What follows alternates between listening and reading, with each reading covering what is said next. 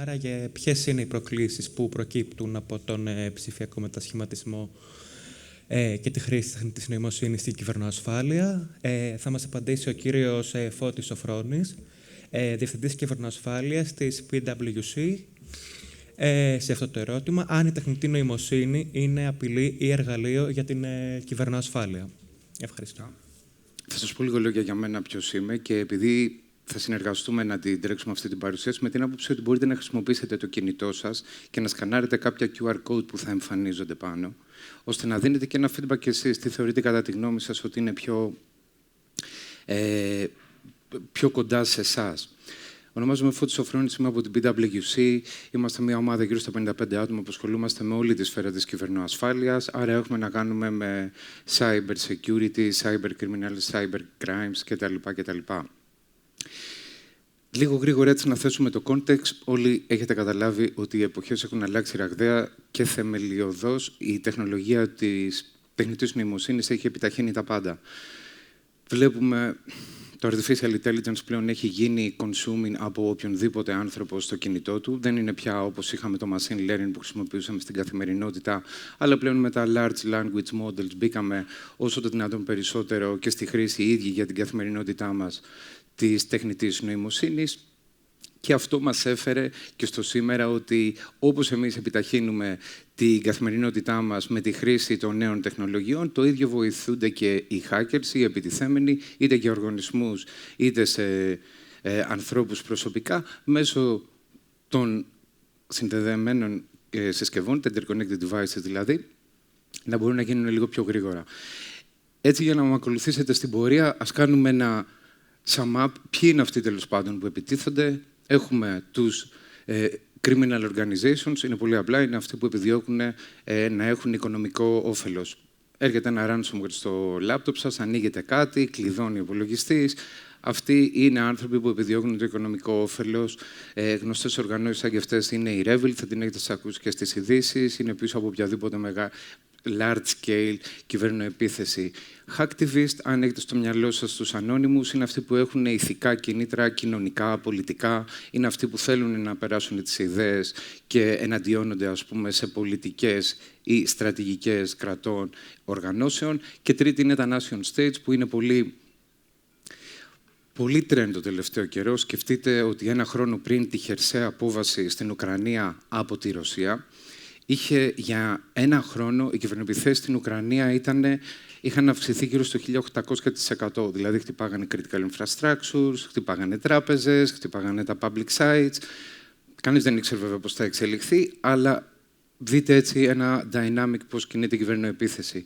Σας δείξαμε λίγο και το Wi-Fi, γιατί στην επόμενη ερώτηση που θέλουμε να θέσουμε είναι τι πιστεύετε εσείς ότι είναι ο μεγαλύτερος εφιάλτης στην καθημερινότητά σας. Νομίζω ότι όσοι χρησιμοποιείτε data μπορεί και να μην έχει πολύ καλό σήμα, οπότε ενδεχομένως αν συνδεθείτε στο Wi-Fi θα σας βοηθήσει. Οπότε θα φέρω και εγώ κάποια insights, ποια βλέπουμε ότι είναι τα global trends, αλλά ας κάνουμε έτσι μια μικρή δημοσκόπηση μέσα από αυτό το κοινό, που όπως καταλαβαίνω δεν έχουμε πάρει κανένα στοιχείο ακόμα. Okay. Online fraud, lose money, εννοούμε ότι να χάσουμε λεφτά είτε από το e-banking μας, είτε να πληρώσουμε σε ένα e-shop το οποίο δεν ανταποκρίνεται σε αυτό που αγοράζουμε και έγινε ένα fraud. Loss of classified confidential critical corporate data είναι για αυτούς που δουλεύουν σε εταιρείες και ουσιαστικά μπορεί να έχουν πέσει κάποιο θέμα και να χάσουν κάποια corporate data από το προσωπικό τους υπολογιστή, αν το χρησιμοποιούν στην εταιρεία, ή από τον εταιρικό υπολογιστή. Δυναμικά φαίνεται ότι όλοι κοιτάνε τα λεφτά, μην χάσουν τα λεφτά και η ουσία είναι εκεί, επικεντρώνονται στο πόσο πολύ μπορούμε να κρατήσουμε, να μην χάνουμε λεφτά. Ορίστε. Ενδεχομένως. Ναι.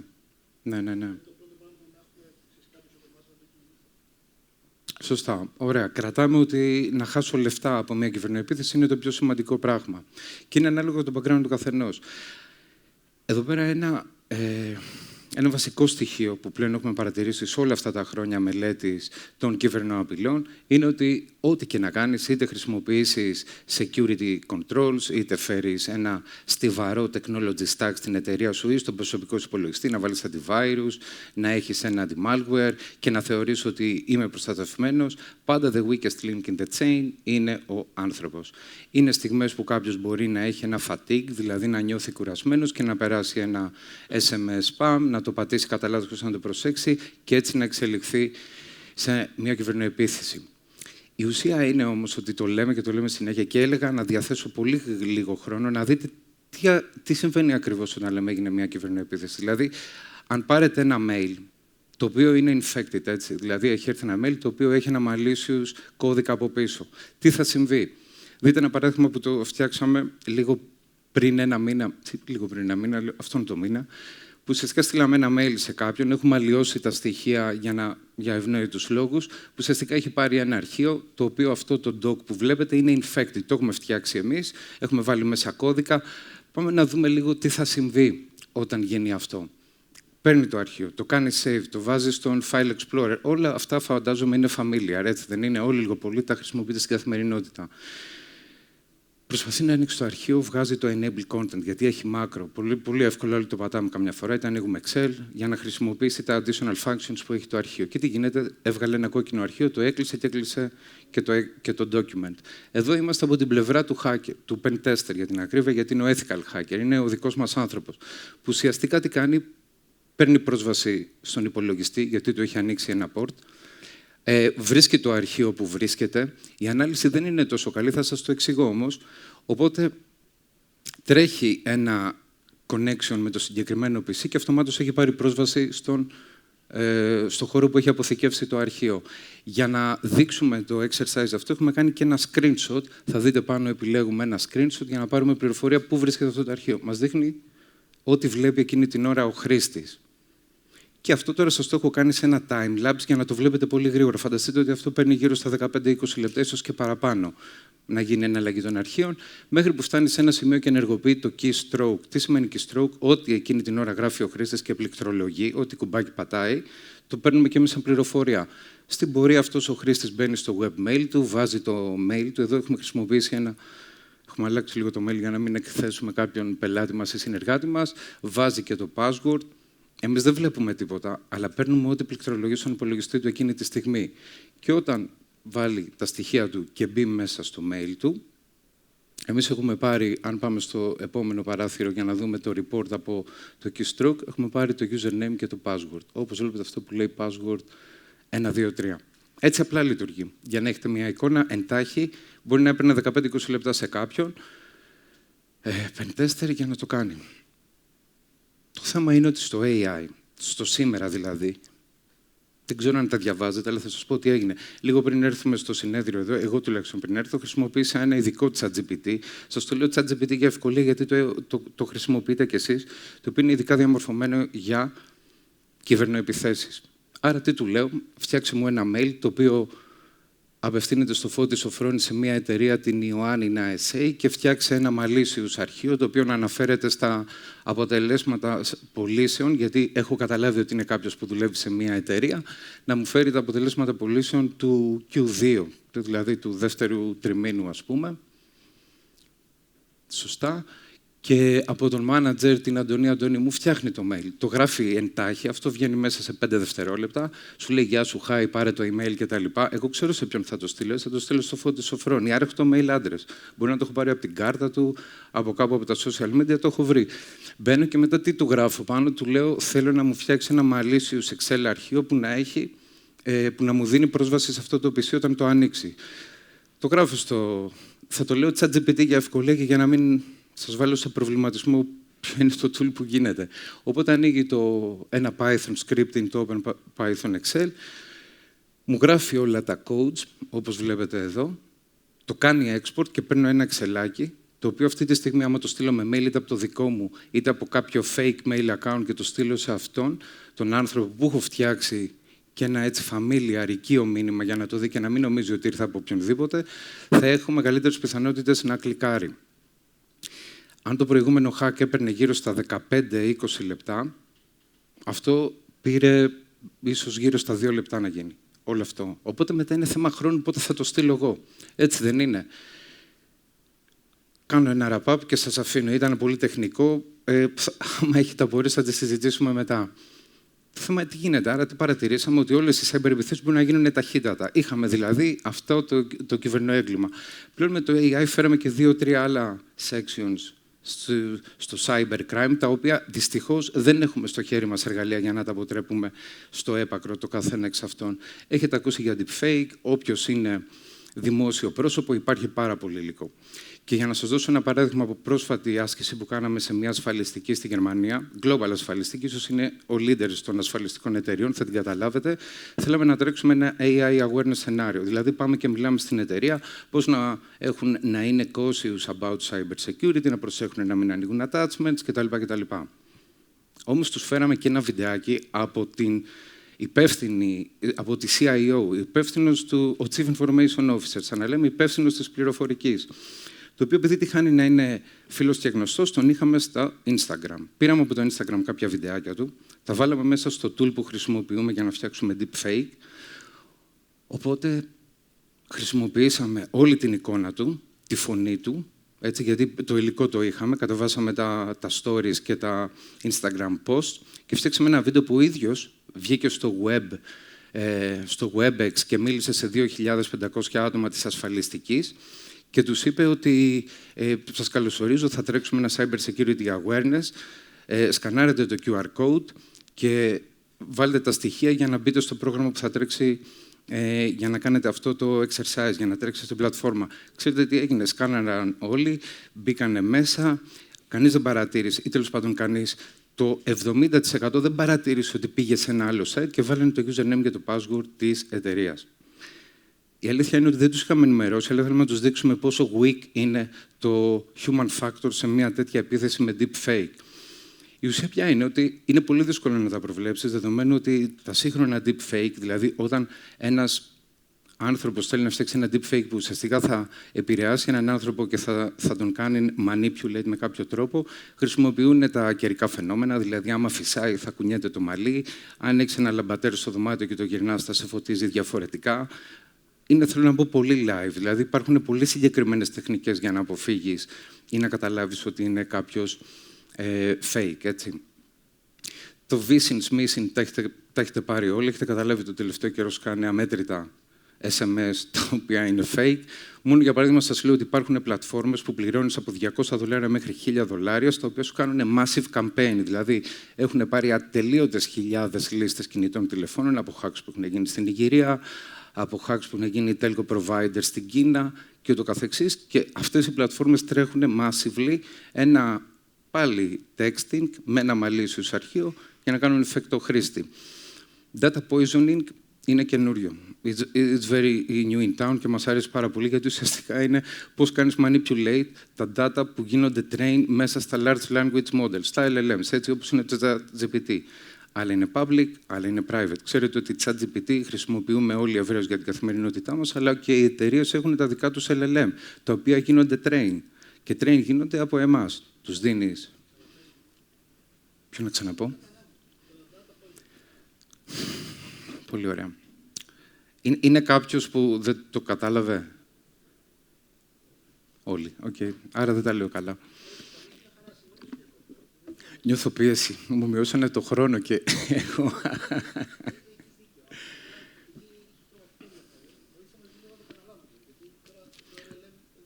Θυμάστε τι είχε συμβεί με ένα AI bot που είχε βγάλει Microsoft και το είχε αφήσει free και στο Twitter, και από εκεί που ξεκίνησε και έκανε διάδραση με τους ανθρώπους, άρχισε να βρίζει, να έχει έντονα φαινόμενα discrimination κτλ.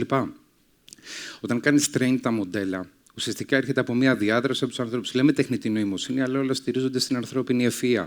Δεν είναι input εσύ.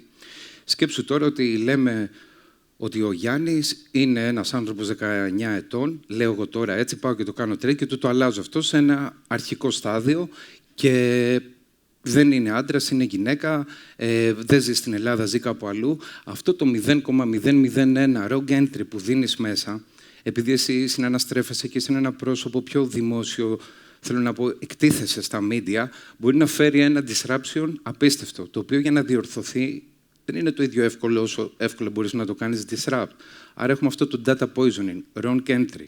Σας δώσω ένα παράδειγμα, πρωτού φτάσουμε στην τεχνητή νοημοσύνη, data poisoning γινόταν στη Wikipedia. Η Wikipedia είναι open source. Μπαίνεις μέσα και γράφεις, ας πούμε, για τα Ιωάννινα ότι είναι αυτή η περιοχή που είναι και μπαίνω εγώ μέσα με το account και μπορεί να γράψω ότι τα Ιωάννινα είναι the capital of Greece και έχει 4 εκατομμύρια κόσμο. Αυτό γίνεται review από ανθρώπους κανονικά που είναι στη Wikipedia και δουλεύουν στα laptop τους και κάνουν review όλα τα data entries, κάνουν cross-check δηλαδή. Στην τεχνητή νοημοσύνη και στα LLM, στα Large Language Models, αυτό δεν είναι τόσο εύκολο. Γιατί αυτό έχει μάθει να γίνεται trained by itself. Αυτό συζητάμε. Γι' αυτό βλέπουμε και τόσο σημαντικά disruption.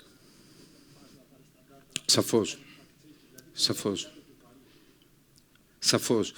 Ποια φίλτρα έχει τώρα? Οι εξελίξεις που γίνονται ραγδαία μπορούν να... Δηλαδή υπάρχουν φίλτρα, υπάρχουν checkers, υπάρχει το data privacy, υπάρχουν μηχανικές για να το προστατεύσει αυτό, αλλά όταν γίνεται massively και επειδή καταλαβαίνουμε ότι όταν κάποιος έχει κακές προθέσεις, το innovative mind εκείνη τη στιγμή μπορεί να βρει ένα σωρό vulnerabilities που δεν τα έχεις προβλέψει ακόμα. Όταν ψάχνεις LLM, το οποίο είναι dedicated για μια εταιρεία, ας υποθέσουμε ελληνική, που το χτίζουν, είναι ο έλεγχος απευθύνεται στην εταιρεία. Όταν είναι ένα που είναι για mass production, είναι προσβάσιμο από πάρα πολύ κόσμο. Οπότε τα weak points δεν μπορείς να τα προβλέψεις όλα εξ αρχής. Κυρίως εκεί εντοπίζεται. Παρακαλώ. Θα θέλατε να κάνουμε άλλο ένα poll, έτσι να δούμε πού βρισκόμαστε. Η αλήθεια ποια είναι? Η αλήθεια ποια είναι? Ωραία πάσα. Τι είχε συμβεί? Να δείτε πόσο εύκολα μπορεί να την πατήσει κάποιος από QR code. Αυτό σας λέμε είναι safe, έτσι, γιατί είναι το PwC. Αλλά σε ένα αεροδρόμιο του Μονάχου, αν έχετε ταξιδέψει εκεί, θα δείτε ότι έχει κάποια μαύρα blocks, τα οποία σου λέει για να μπεις στο πάρκινγκ του αεροδρομίου, σκάναρε με το κινητό σου το QR code, φτιάξε ένα account και πληρώνεις ηλεκτρονικά. Και έτσι μπαίνεις μέσα στο πάρκινγκ. Το θέμα είναι ότι πολύ εύκολα εμείς φτιάξαμε ένα QR code αυτοκόλλητο, στο χρώμα, στο ίδιο fade που είχε αυτός ο πίνακας. Ο πίνακας ήταν μαύρος και εμείς είχαμε φτιάξει ένα QR code που ήταν μαύρο background, έτσι καλή ώρα και το QR code και το κολλήσαμε πάνω στο ίδιο εφιστάμενο QR code του πίνακα εκεί. Οπότε καταλαβαίνετε τι γινότανε. Καθένας που πήγαινε εκεί σκάναρε το QR code και ουσιαστικά σε πήγαινε σε ένα site, το είχαμε βάλει Park Munich, τέλος πάντων, ό,τι έλεγε, και του έλεγε φτιάξει ένα account. Όταν κάποιος φτιάχνει ένα account, η εμπειρία μας λέει ότι κατά 75 με 80% θα βάλει ένα password που χρησιμοποιεί και κάπου αλλού. Οπότε έχουμε ένα mail, έχουμε ένα password, έχουμε τις πλατφόρμες που μπορεί να γίνει γρήγορα, δηλαδή μαζέψουμε 30 accounts, ποιος έχει χρόνο τώρα να πάει ένα-ένα, θα τα βάλει στην πλατφόρμα και τι θα γίνει πολύ γρήγορα, θα τσεκάρεις ποιος που μπαίνεις και σωστά καταλάβατε το point. Ωραία. Και λέει το 30% έχει κάνει σάφερα ένα cyber incident και το υπόλοιπο ποσοστό δεν έχει κάνει ή δεν ξέρει. Το δεν ξέρω το έχουμε βάλει περιπεκτικά εδώ πέρα, γιατί ουσιαστικά αυτός που δεν ξέρει θεωρούμε ότι μπορεί όντως να έχει φάει ένα cyber attack. Γιατί το λέω αυτό? Γιατί όταν κάποιος πάρει πρόσβαση σε κάποιου ανθρώπου τα αρχεία, τι θα μπορούσε να κάνει? Δηλαδή, το πιο απλό είναι να μπλοκάρει, να κάνει encrypt κάποια αρχεία και να του ζητήσει ransom. Τώρα, αναλόγως και το background του καθενός μπορεί να μην έχει καμία σημασία. Άρα μένει μέσα και παρακολουθεί και βλέπει τα mail, μαθαίνει γι' αυτό. Γίνεται train ο ίδιος για να δει ποιο είναι το crown jewel του καθενός από εμάς ή κάποια δυναμία. Μπορεί να παίζει σε gambling παιχνίδια, μπορεί να είναι τα porno sites. Μόλις βρεις κάτι τέτοιο που θα τον πονέσει και μπορεί να πάρει κατά μέσο όρο, σας λέω στατιστικά, 200 μέρες, τόσο παίρνει 200 με 250 μέρες, εκεί έχεις κάτι πολύ ωραίο που μπορείς να πας να το κάνεις exchange. Και πας πίσω και του λες, έχω εισφορία αυτό, θα πρέπει να μου δώσεις μισό bitcoin, δεν ξέρω και εγώ πόσο, 0,01, μισό είναι πάρα πολύ, για να κάνω delete. Κάπως έτσι λειτουργεί. Θέλει κάποιος να πει για το yes, έτσι στα γρήγορα, όσο χρόνο έχουμε που απάντησε? Για πες.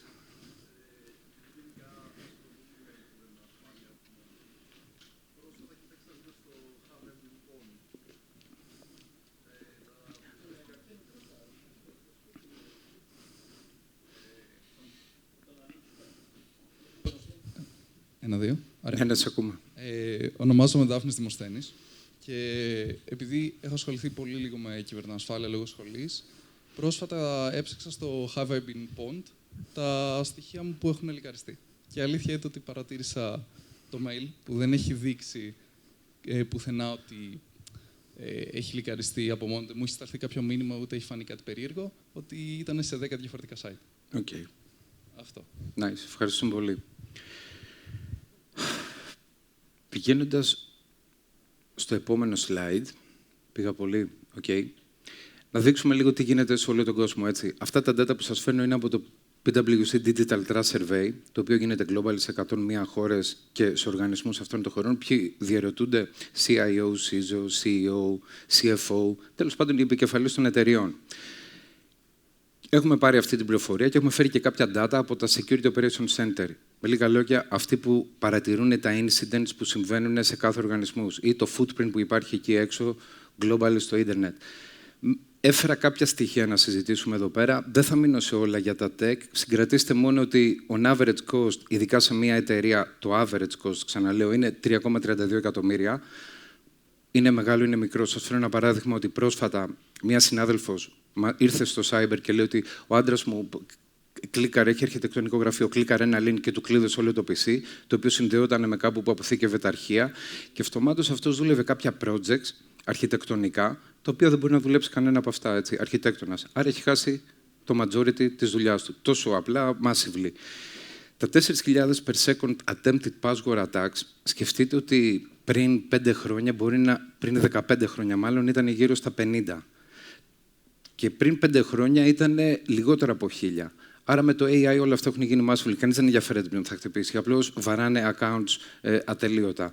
Σαφώς δεν λέμε ότι είναι επιτυχημένη η επίθεση. Απλώς μόνο να σας δείξω το scale τι σημαίνει να βρεθεί ένα mail address κάπου ή ένα username κάπου και να δώσει ένα insight στον άνθρωπο, να το βάλει μέσα στην πλατφόρμα για να τρέξει αυτή την άσκηση. Τα 5.000 per second encryption attack είναι τα malware, έτσι. Δηλαδή όπως αυτό που σας έδειξα πριν. Είναι global scale. Άρα μιλάμε για 8 δισεκατομμύρια. Όχι 8. Τέλος πάντων, 6 δισεκατομμύρια online accounts. Αν διπλασιάσουμε ότι έχουμε Facebook, Instagram, Gmail, διαφορετικά κτλ., κάντε το multiply, άρα μπορεί να μιλάμε για πάνω από 20 δισεκατομμύρια accounts. Και κάτω δείχνουμε έτσι λίγο από πού έρχονται αυτές οι επιθέσεις. Ρωσία, Ιράν, Λίβανο, Κίνα, Hong Kong, και τον τύπο των επιθέσεων.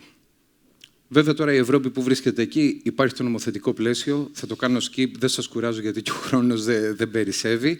Απλώς σκεφτείτε ότι από τη μία βγαίνουν οι νέες τεχνολογίες. Υπάρχει ένα νομοθετικό πλαίσιο που το θωρακίζει για να το κρατάει όσο το δυνατόν το κομμάτι των εταιριών safe, δηλαδή τους υποχρεώνει πλέον να έχουν budget, να κάνουν spare σε κυβερνοασφάλεια για να μπορούν να κάνουν defend τις όλο ένα και αυξανόμενες τεχνολογικές ευπάθειες που δημιουργούνται, γιατί χρησιμοποιώντας νέες τεχνολογίες μεγαλώνεις και το attack surface. Πολύ γρήγορα βλέπουμε ότι τον τελευταίο καιρό το generative AI, άρα οι μεγαλύτερες εταιρείες το χρησιμοποιούν ήδη και είναι αυτό που έχει κάνει stretch όλη την επιφάνεια της εταιρείας με περισσότερα vulnerable points, δηλαδή τροτά σημεία τα οποία μπορεί να εκμεταλλευτεί κάποιος κακόβουλος για να παρισφρήσει στην εταιρεία. Και είμαστε σε ένα μεταβατικό στάδιο, θα λέγαμε. Από τη μία έχουμε την Αμερική που καινοτομεί, από την άλλη έχουμε την Κίνα που εξελίσσει ό,τι υιοθετεί και από την άλλη έχουμε την Ευρώπη που νομοθετεί. Όλο αυτό το μοσαϊκό, τέλος πάντων, έρχεται να συναποτελέσει το current state που βρισκόμαστε αυτή τη στιγμή σε τεχνολογικές εξελίξεις. Τελευταίο poll και κλείνω την παρουσίαση, αν θέλετε να δώσετε λίγο χρόνο, αφορά πιο πολύ το corporate κομμάτι, αλλά δεν πάβει και πάλι να το χρησιμοποιήσετε προς δικιά σας ανάλυση και να μας δώσετε το δικό σας feedback. Αν είστε confident, έτσι όπως είστε σήμερα με όλα αυτά τα tools που χρησιμοποιείτε, ότι είστε προστατευμένοι.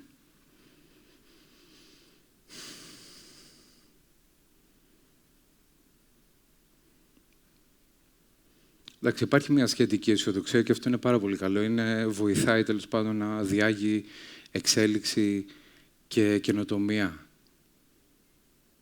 Σχετικά είστε όλοι confident. Είναι super αυτό και μπράβο σας.